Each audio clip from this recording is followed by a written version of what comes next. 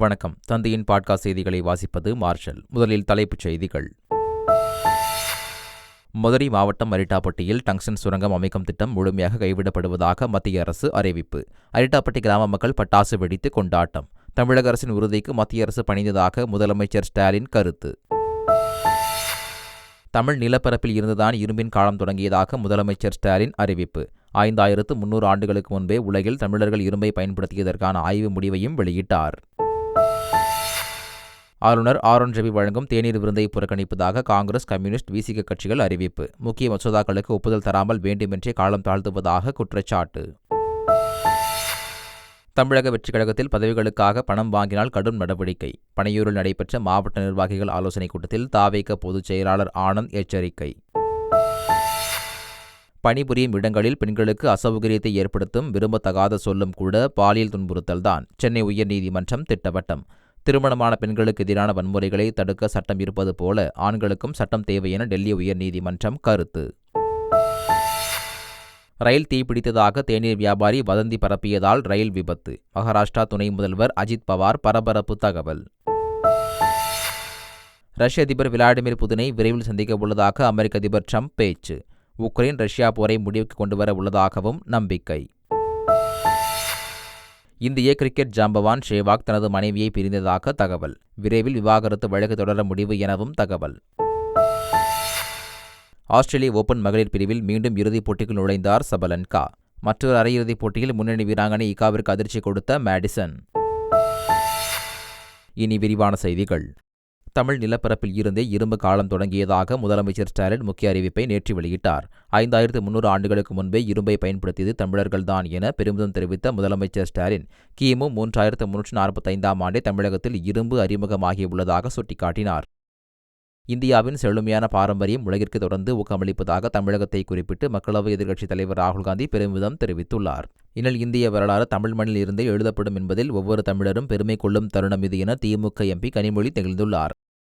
மதுரையில் டங்ஸ்டன் கனிம சுரங்க ஏலத்தை ரத்து செய்வதாக மத்திய அரசு அறிவித்துள்ளது. மதுரை அரிட்டாப்பட்டியில் டங்ஸ்டன் கனிம சுரங்கம் அமைவதற்கு எதிர்ப்பு தெரிவித்து போராட்டம் நடத்தி வந்த பொதுமக்கள் மத்திய அமைச்சர் கிஷன் ரெட்டியை சந்தித்து திட்டத்தை ரத்து செய்யுமாறு கோரிக்கை விடுத்தனர். இதனைத் தொடர்ந்து ஏலத்தை ரத்து செய்வதாக மத்திய அரசு அறிவித்த நிலையில் அரிட்டாப்பட்டி மக்கள் கொண்டாட்டத்தில் ஈடுபட்டனர். மக்களின் உணர்வுக்கும் மாநில அரசின் உறுதிக்கும் மத்திய அரசு பணிந்துள்ளதாக முதல்வர் ஸ்டாலின் தெரிவித்தார். இனி மாநில அரசின் இசைவு பெறாமல் இத்தகைய சுரங்க ஏல அறிவிக்கைகளை மத்திய அரசு வெளியிடக்கூடாது என முதலமைச்சர் வலியுறுத்தியுள்ளார். பொதுமக்களின் தொடர் போராட்டத்திற்கும் தொடர்ச்சியாக அதிமுக மேற்கொண்ட முன்னெடுப்புகளுக்கும் கிடைத்த மாபெரும் வெற்றி என எதிர்க்கட்சித் தலைவர் இபிஎஸ் குறிப்பிட்டார். டங்ஸ்டன் சுரங்க திட்டம் ரத்து செய்யப்பட்டதற்காக தமிழக பாஜக சார்பில் பிரதமர் மோடிக்கு நன்றி தெரிவிப்பதாக கூறிய பாஜக மாநில தலைவர் அண்ணாமலை, மேலூர் பகுதி மக்கள் இனி நிம்மதியாக தூங்குவார்கள் என தெரிவித்துள்ளார். பெண்கள் மற்றும் குழந்தைகளுக்கு எதிரான பாலியல் குற்றங்களுக்கு கடுமையான தண்டனைகளை வழங்க வழிவகை செய்யும் தமிழக அரசின் சட்டத்திருத்த மசோதாவுக்கு ஆளுநர் ஒப்புதல் அளித்துள்ளார். இதன் மூலம் சிறுமிகளை பாலியல் வன்புணர்ச்சிக்கு உள்ளாக்கினால் தூக்கு தண்டனை, பெண்களை பின்தொடர்ந்தால் 5 ஆண்டு சிறை தண்டனை உட்பட சட்டங்கள் அமலுக்கு வரவுள்ளன. ஆளுநரின் செயல்பாடுகளை கண்டிக்கும் வகையில் அவர் அளிக்கும் தேநீர் விருந்தை தமிழ்நாடு காங்கிரஸ் எம்எல்ஏக்கள் புறக்கணிப்பதாக மாநில காங்கிரஸ் தலைவர் செல்வ பெருந்தகை அறிவித்துள்ளார். அதேபோல் குடியரசு தின தேநீர் விருந்தை மார்க்சிஸ்ட் கம்யூனிஸ்ட், இந்திய கம்யூனிஸ்ட், விடுதலை சிறுத்தைகள் மற்றும் மதிமுகவும் புறக்கணிப்பதாக அறிவித்துள்ளன. திருவாரூரில் கனமழை, அதீத பனிப்பொழிவால் சம்பா, தாளடி நெற்பயிர்கள் கடுமையாக பாதிக்கப்பட்டுள்ள நிலையில் நெல்லின் ஈரப்பதம் குறித்து மத்திய குழுவினர் ஆய்வு மேற்கொண்டனர். நெல்லின் ஈரப்பதத்தை 17% இருந்து 22% உயர்த்த வேண்டும் என டெல்டா விவசாயிகள் கோரிக்கை விடுத்த நிலையில் மத்திய குழுவினர் பூவானத்தம் பகுதியில் உள்ள நேரடி நெல் கொள்முதல் நிலையத்தில் ஆய்வு செய்தனர். கட்சி பதவிகளுக்கு நிர்வாகிகளை தேர்வு செய்ய பணம் வாங்கினால் கடும் நடவடிக்கை எடுக்கப்படும் என த.வே.க. பொதுச் செயலாளர் ஆனந்த் எச்சரித்துள்ளார்.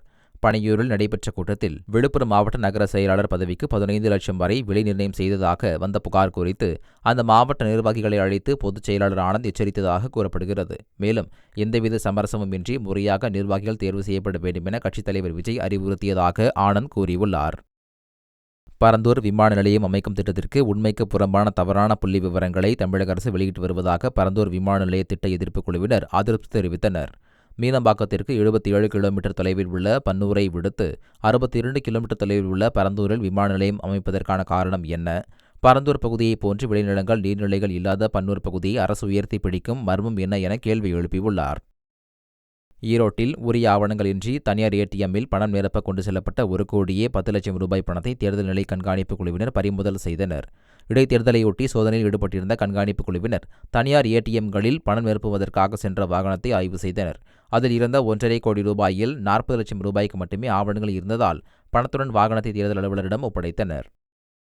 அண்ணா பல்கலைக்கழக மாணவி விவகாரத்தில் தமிழ்நாடு அரசின் மேல்முறையீடு மனுவை உச்சநீதிமன்றம் ஜனவரி 27ஆம் தேதி விசாரிக்கிறது. வழக்கின் முக்கிய தகவல்களை பகிர்ந்த சென்னை பெருநகர காவல் ஆணையருக்கு எதிராக சட்டப்படி நடவடிக்கை எடுக்கலாம் என்ற உயர்நீதிமன்ற உத்தரவின் கருத்துக்களை நீக்கக் கோரி தமிழ்நாடு அரசு முறையிட்ட நிலையில் வரும் 27ஆம் தேதி வழக்கு விசாரணைக்கு வருகிறது.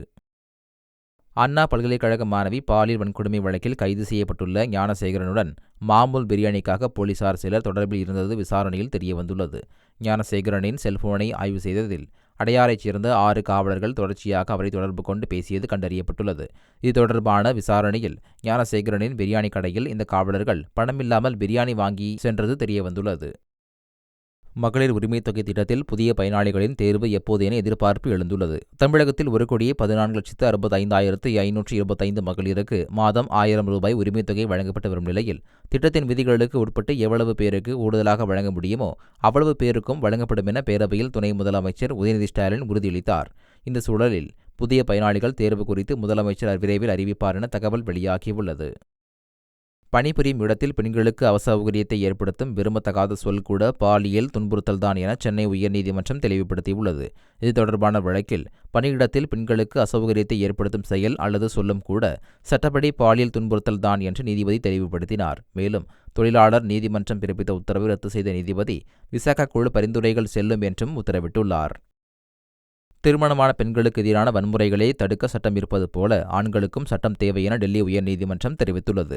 மிளகாய் பொடி கலந்த வெந்நீரை கணவர் மீது ஊற்றிய மனைவியின் ஜாமீன் வழக்கில் டெல்லி உயர்நீதிமன்றம் இவ்வாறு தெரிவித்துள்ளது. மனைவிகளால் கணவர்கள் எதிர்கொள்ளும் சமூக சிக்கல்களை சுட்டிக்காட்டியுள்ள நீதிமன்றம் பாலினம் அதிகாரம் பாதுகாப்பு பெறுவது மற்றொரு பாலினத்திற்கு தீங்காகிவிடக்கூடாது என கூறியுள்ளது. நாம் தமிழர் கட்சியைச் சேர்ந்த 3000 பேர் இன்று அறிவாலயத்தில் முதல்வர் ஸ்டாலின் முன்னிலையில் திமுகவில் இணையவுள்ளனர். நாம் தமிழர் கட்சியைச் சேர்ந்த 38 மாவட்ட நிர்வாகிகள் கடந்த 2021ஆம் ஆண்டு சட்டமன்ற தேர்தலில் நா.த.க சார்பில் போட்டியிட்ட வேட்பாளர்கள் மற்றும் 2024 நாடாளுமன்ற தேர்தலில் போட்டியிட்ட வேட்பாளர்கள் உட்பட 3000 பேர் தங்களை திமுகவில் இணைத்துக் கொள்கின்றனர். உலகின் 3வது மிகப்பெரிய பொருளாதாரம் கொண்ட சக்தியாக இந்தியா மாறும் நாள் வெகு தொலைவில் இல்லை என பிரதமர் மோடி தெரிவித்துள்ளார். விடுதலை போராட்ட வீரர் நேதாஜி சுபாஷ் சந்திர போஸின் பிறந்த தின கொண்டாட்டத்தின் ஒரு பகுதியாக அவரது பிறந்த இடமான ஒடிசா மாநிலத்தில் உள்ள கட்டாக் நகரில் கலாச்சார அமைச்சகத்தால் ஏற்பாடு செய்யப்பட்டிருந்த நிகழ்ச்சியில் பிரதமர் மோடி கலந்து கொண்டார். அப்போது பேசிய அவர், வளர்ச்சியடைந்த இந்தியாவை கட்டமைக்க நாமும் சுபாஷ் சந்திர போஸை போன்று சௌகரியமான சூழலில் இருந்து வெளிவர வேண்டும் என்றார். 505 தேர்தல் வாக்குறுதிகளில் 389 வாக்குறுதிகள் நிறைவேற்றப்பட்டதை முதலமைச்சர் ஸ்டாலின் புள்ளிவிவரத்தோடு சொன்னவுடன் இபிஎஸ் பதற்றமடைந்து விட்டதாக அமைச்சர் கே.என். நேரு விமர்சித்துள்ளார். வயிற்றெரிச்சல் பொறுக்காமல்தான் அதிமுகவினர் வெட்டி ஒட்டி திரிது பரப்பும் வீடியோக்களை பார்த்து அற்ப சந்தோஷம் அடைகிறார் எனவும் விமர்சித்துள்ளார். அரசின் முயற்சிகள் போக்குவரத்து துறை முழுமையாக தனியார் மயப்படுத்துவதைப் போல உள்ளதாக அண்ணா தொழிற்சங்க பேரவை செயலாளர் கமலக்கண்ணன் குற்றம் சாட்டியுள்ளார். சென்னை புறநகர் பகுதிகளில் தனியார் மினி பஸ்கள் இயக்க அனுமதி கொடுக்கப்பட்டிருப்பதை சுட்டிக்காட்டி பேசிய அவர், தனியார் மூலம் மினி பஸ் இயக்கும் முடிவை அரசு கைவிடவில்லை என்றால் 79 சங்கங்களையும் ஒருங்கிணைத்து மாநில தழுவிய அளவில் போராட்டம் நடத்தப்படும் என்றும் எச்சரிக்கை விடுத்தார்.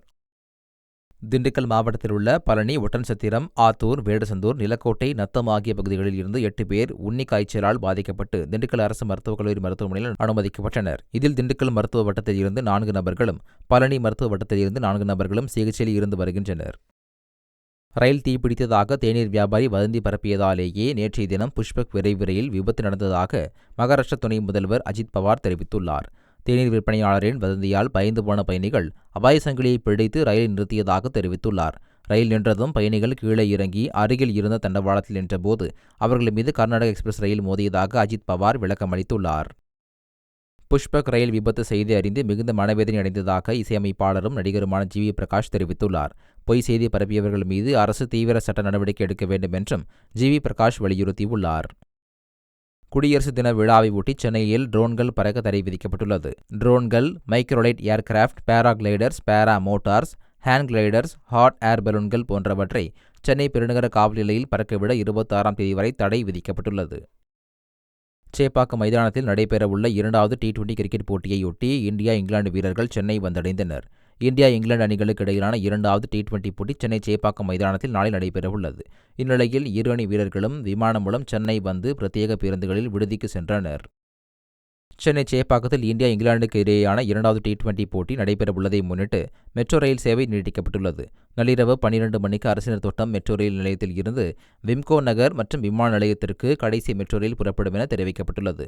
பரங்கிமலைக்கு செல்லும் பயணிகள் அறிஞர் அண்ணா ஆலந்தூர் மெட்ரோ ரயில் நிலையத்தில் வழித்தட மாற்றம் செய்யலாம் என தெரிவிக்கப்பட்டுள்ளது. போட்டி நுழைவுச்சீட்டை பயன்படுத்தியும் மெட்ரோவில் இலவசமாக பயணிக்கலாம் எனவும் மெட்ரோ நிர்வாகம் தெரிவித்துள்ளது. இந்திய கிரிக்கெட் ஜாம்பவான் வீரேந்தர் சேவாக் தனது மனைவியை பிரிந்துவிட்டதாக தகவல் பரவி வருகிறது. சேவாக் ஆர்த்தி தம்பதிக்கு கடந்த 2004ஆம் ஆண்டு திருமணமான நிலையில் இருவருக்கும் 2 மகன்கள் உள்ளனர். கருத்து வேறுபாடு காரணமாக கடந்த சில மாதங்களாக சேவாக்கும் ஆர்த்தியும் பிரிந்து வாழ்வதாக தகவல் பரவி வருகிறது. இன்ஸ்டாகிராமில் இருவரும் அன்ஃபாலோ செய்துள்ள நிலையில் விரைவில் விவாகரத்துக்கு விண்ணப்பிக்க உள்ளதாக வட இந்திய செய்தி நிறுவனங்கள் தெரிவித்துள்ளன. ஆஸ்திரேலிய ஓபன் டென்னிஸ் போட்டியில் முன்னணி வீராங்கனை அரினா சபலென்கா இறுதிப் போட்டிக்கு முன்னேறி அசத்தியுள்ளார். 2 முறை சாம்பியனான சபலென்கா அரையிறுதிப் போட்டியில் ஸ்பெயின் வீராங்கனை படோசாவை எதிர்கொண்டார். தொடக்கத்தில் தடுமாறினாலும் ஆக்ரோஷமான ஆட்டத்தால் 6-4 மற்றும் 6-2 என்ற நேர்செட் கணக்கில் எளிதில் வெற்றி பெற்று இறுதிப் போட்டிக்குள் நுழைந்தார். மற்றொரு அரையிறுதிப் போட்டியில் உலகின் 2ஆம் நிலை வீராங்கனையான இகா ஸ்வியாடெக் அதிர்ச்சி தோல்வி அடைந்தார். 5 முறை கிராண்ட்ஸ்லாம் சாம்பியனான இகா அரையிறுதியில் அமெரிக்க வீராங்கனை மேடிசன் கீஸை எதிர்கொண்டார். முதல் செட்டை 5-7 என போராடி இழந்த மேடிசன் 2வது செட்டை 6-1 என எளிதில் வென்றார். விறுவிறுப்புக்கு பஞ்சமின்றி நடைபெற்ற கடைசி செட்டில் டைபிரேக்கரில் 10-8 என்ற கணக்கில் வென்று மேடிசன் இறுதிப் போட்டிக்கு தகுதி பெற்றார். உக்ரைன் உடனான போரை முடிவுக்கு கொண்டு வருவதற்காக ரஷ்ய அதிபர் புதினை தாம் விரைவில் சந்திக்க விரும்புவதாக அமெரிக்க அதிபர் டொனால்டு ட்ரம்ப் கூறியுள்ளார். சுவிட்சர்லாந்தின் டாவோஸ் நகரில் நடைபெற்ற உலக பொருளாதார அமைப்பு உச்சி மாநாட்டில் காணொலி மூலம் பேசிய ட்ரம்ப் போர் மிகவும் கொடூரமானது என்றார். போரை நாம் நிறுத்தியாக வேண்டும் என்றும் போர்க்களத்தில் அழகான இளைஞர்கள் கொல்லப்பட்டுள்ளனர் எனவும் வருந்தினார். பொருளாதார காரணங்களுக்காக இல்லாமல் லட்சக்கணக்கான உயிர்கள் அழிவதை தடுப்பதற்காக போரை நிறுத்த வேண்டும் என்றும் கூறியுள்ளார். அமெரிக்காவில் பிறப்புரிமை அடிப்படையில் வழங்கப்படும் குடியுரிமையை ரத்து செய்து அந்நாட்டு அதிபர் ட்ரம்பின் கையெழுத்திட்ட உத்தரவை அமல்படுத்துவதற்கு அமெரிக்க நீதிபதி தற்காலிகமாக தடை விதித்துள்ளார். பிப்ரவரி 19ஆம் தேதி முதல் இந்த உத்தரவு நடைமுறைக்கு வரவிருந்த நிலையில் இது அப்பட்டமான அரசியலமைப்பிற்கு எதிரானது என அமெரிக்க மாவட்ட நீதிபதி ஜான் கோகனோர் கருத்து தெரிவித்துள்ளார். நடிகர் சயிஃப் அலிகான் உண்மையிலேயே கத்தியால் குத்தப்பட்டாரா என சந்தேகமாக உள்ளது என்று மகாராஷ்டிரா அமைச்சர் நிதிஷ் ராணே பேசியிருப்பது சர்ச்சையை ஏற்படுத்தியுள்ளது. இந்நிலையில் நடிகர் சயிஃப் அலிகான் மருத்துவமனையில் இருந்து வெளியே வந்த காட்சியை பார்க்கும்போது அவர் உண்மையிலேயே கத்தியால் குத்தப்பட்டாரா அல்லது நடிக்கிறாரா என்று சந்தேகமாக உள்ளது என அமைச்சர் நிதிஷ் ராணே கூறியுள்ளார். அவருடைய பேச்சு அரசியல் வட்டாரத்தில் சர்ச்சையை ஏற்படுத்தியுள்ளது. 97வது ஆஸ்கர் விருதுகளுக்கான இறுதி பரிந்துரை பட்டியல் வெளியிடப்பட்டுள்ளது. இதில் லைவ் ஆக்ஷன் குறும்பட பிரிவில் இந்தியாவைச் சேர்ந்த குறும்படமான அனுஜா இடம்பெற்றுள்ளது. ஆடம் ஜே கிரேவ்ஸ் இயக்கியுள்ள இந்த குறும்படம் குழந்தை தொழிலாளர்கள் பிரச்சினையை பற்றி பேசுகிறது.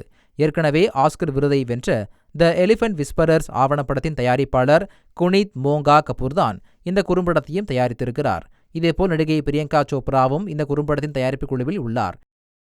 நடிகர் விஷால் குறித்து அவதூறாக பேசியதாக யூடியூபர் சேகுவாரா மற்றும் அந்த பேட்டியை ஒளிபரப்பிய யூடியூப் சேனல்கள் மீது நடவடிக்கை எடுக்கப்பட்டுள்ளது. நடிகரும் நடிகர் சங்க தலைவருமான நாசர் அளித்த புகாரின் பேரில் தேனாம்பேட்டை போலீசார் 3 பிரிவுகளின் கீழ் வழக்கு பதிவு செய்துள்ளனர்.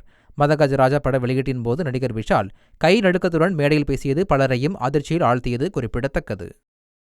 தனது புகைப்படத்தை வைத்து மோசடி முயற்சி நடைபெற்று வருவதாக நடிகர் ராஜ்கிரண் தெரிவித்திருப்பது சினிமா வட்டாரத்தில் பெரும் அதிர்ச்சியை ஏற்படுத்தியுள்ளது.